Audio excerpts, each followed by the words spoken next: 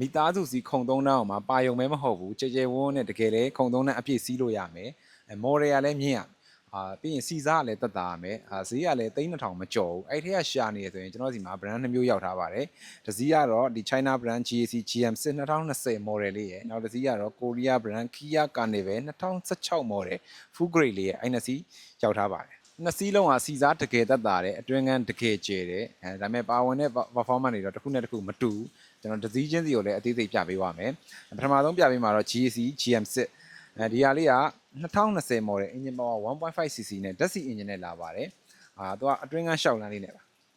ဒါကတော့ GAC GM6 လေးရဲ့အတွင်းကန်းဖြစ်ပါတယ်ဒီမှာဆိုရင်ထိုင်ကုန်အားလုံးကိုလေသာအားလုံးသုံးပေးထားတယ်ဒီမှာလက်တင်တွေလည်းပါမယ်ပြီးရင်နောက်ခန်းကိုသွားဖို့အလွယ်တကူသွားလို့ရတဲ့ရှောက်လန်းလေးလည်းဖြစ်သွားမယ်ပြီးရင်သူက round aircon ဖြစ်သွားပါမယ်အကုန်လုံးက round aircon သုံးထားပါတယ်ပြီးရင်ရှေ့မှာဆိုရင် drive mode ၄မျိုးပါမယ် CRM volume control တွေပြီးရင်ကျွန်တော်တို့auto manual မောင်းလို့ရတဲ့ဟာတွေ function တွေတော်တော်စုံတယ်လို့ပြောလို့ရပါတယ်ဒါလေးကတော့သူ့ရဲ့နောက်ခန်းမှာဒီဟာဆိုရင်သူ့ရဲ့ခုံခောက်ထားတဲ့အနေထားပါဒီလိုအနေထားမှာဆိုရင်ပစ္စည်းတွေအများကြီးဆန့်မယ်လက်ကိတ်ဆိုရင်အကြီး3လုံးလောက်ထိဆန့်မယ်ခေါင်းအိတ်ဆိုရင်လည်း2အိတ်လောက်ထိတောင်ကောင်းကောင်းဆန့်မှာဖြစ်ပါတယ်ခုဆိုရင်တော့ခုံပြန်လန်လိုက်ပါပြီဒါဆိုရင်လူလည်းထပ်ထိုင်လို့ရပါမယ်ခုံသုံးနဲ့အပြည့်ထိုင်လို့ရပါမယ်ဒီမှာဆိုရင်လည်းပစ္စည်းထပ်မယ်ဆိုရင်လည်းနည်းနည်းဆန့်သေးတယ်ဒါလေးကတော့ GAC GM စစ်ပါ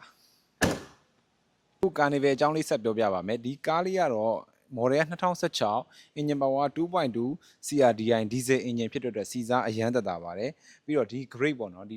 2016 grade ထဲမှာဆိုရင်ဒါဟိုပါပေါ့ no plus grade ပေါ့ full grade လို့ပြောလို့ရပါတယ်full grade ကိုမှအပြည့်ပါသူမှရော့တာဆိုလို့ sun တို့ moon တို့ပဲရော့တာဖြစ်ပါတယ်ဒီကားမှာ grade တွေရော function တွေရောဘာတွေပါလဲဆိုတာကျွန်တော်တစ်ချက်ပြပေးမှာဖြစ်ပါတယ်Kia Carnival မှာကျွန်တော်တို့အတွင်းကန်းတွေအကြောင်းမပြောခင်ကျွန်တော် grade အကြောင်းလေးကိုအရင်ပြောပြပေးမှာဖြစ်ပါတယ်ကျွန်တော်ပြောတဲ့ဒီအချက်တွေပါမှဒီ Carnival က full grade ဖြစ်တာပါgrade ဒီ full grade ဖြစ်ဖို့အတွက်ဆိုရင်ဘာတွေပါမလဲဆိုရင်ထိုင်ကုန်မော်တာနှလုံးပါရမယ် seat memory ပါရမယ်ပြီးရင်အဲ့ဒါဆိုရင် no black grade တို့အကြမ်းမြင်သတ်မှတ်လို့ရတယ်ပေါ့နော်အဲ့ထက်စုံကျင်နေဆိုရင်ကျွန်တော်ပြောတဲ့ဒီနှစ်ချက်ထပ်ပါရမယ်360ကင်မရာပါရမယ်360ကင်မရာဆိုတာလုံးဝ original ဖြစ်ရမယ်ပြီးရင် blind spot ပါရမယ်ဒါမှ Carnival full grade ဖြစ်မှာပါfull grade ဖြစ်သွားပြီဆိုရင်ကျန်တဲ့ function တွေဖြစ်တဲ့ဒီထိုင်ကုန်အပူအေးတို့ပြီးရင် digital aircon တို့ပြီးရင် slide motor 3ချက်တို့ကမဖြစ်မနေပါသွားပါပြီသူ့ရဲ့အတွင်းကန်းကလည်းခုန GM6 လို့ပဲဟိုပေါ့နော် round aircon တွေဖြစ်မယ်အတွင်းကန်းကျယ်မယ်ထိုင်ကုန်မှာဆိုရင်လည်းဒီမှာခုံဆက်မယ်ဆိုရင်ဒီလိုအခုအနေထားဆိုရင်ဒါခုံဆက်ထားတဲ့အနေထားပေါ့နော်ဒီအနေထားဆိုရင်ခုံခောက်ထားတယ်ဒီလိုရှောက်လန်းဖြစ်သွားပြီးတော့နောက်ခန်းကိုအလွယ်တကူရှောက်လို့အလွယ်တကူဝင်ထွက်လို့လွယ်သွားတာဖြစ်ပါတယ် Kia Carnival နောက်ခန်းကြတော့ဗျာတကယ်တမ်းကသူကခုံ3တန်းမဟုတ်4တန်းဒီတကွန်းခောက်ထားတာဒါပေမဲ့ဒီခုံခောက်ရဲ့အတိုင်းပဲသုံးမယ်ဆိုရင်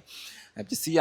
စန့်ပစ္စည်းဟိုလက်ကိတ်အကြီးတစ်လုံးရဲ့အသေးတစ်လုံးစန့်မယ်ပြီးရင်ခေါင်းရည်တွေပဲထည့်မယ်ဆိုလဲစန့်ဒီအရှိကိုသွားမယ်ဆိုရင်ဒီလိုရှောက်လန်းလေးပါရဖြစ်တဲ့အတွက်အလွယ်တကူသွားလို့ရမယ်ခုံခောက်လိုက်ရင်လည်းလူအပြည့်ထိုင်လို့ရမယ်လူအပြည့်လည်းသွားထိုင်လို့ရမယ်ပစ္စည်းတင်မယ်ဆိုရင်လည်းအဆင်ပြေဒါ Kia Carnival လေးရဲ့နောက်ခန်းပါဒီကားလေးနှစ်စီးမှာတူညီတာတခုတော့ရှိပါတယ်အဲ့ဒါတော့ဈေးနှုန်းပါဒီကားလေးတွေကိုကျွန်တော်တစ်စီးကို1950ညှိနှိုင်းနဲ့ရောင်းချပေးမှာဖြစ်ပါတယ်ဘန်ချိတ်ဝယ်မယ်ဆိုရင်50%ဒေါင်းပေးမှတ်သွင်းမယ်ဆိုရင်တော့3900 950ဝန်းကျင်ဒေါင်းပေးမှတ်သွင်းပြီး9နှစ်အရစ်ကျယူမယ်ဆိုရင်တစ်လကို19သိန်းဝန်းကျင်ကျတင်မှာဖြစ်ပါတယ်လဲထက်လုပ်မယ်ဆိုရင်လည်းမိတ်ဆွေတို့မှာရှိတဲ့ကားတွေနဲ့လာရောက်ပြီးတော့လဲထက်လုပ်ယူလို့ရမှာဖြစ်ပါတယ်ငွေချမ်းစနစ်လည်းရရှိမှာဖြစ်ပါတယ်အားလုံးကျေးဇူးတင်ပါတယ်ကျွန်တော် Great Friendship ကမြတ်သေးပါ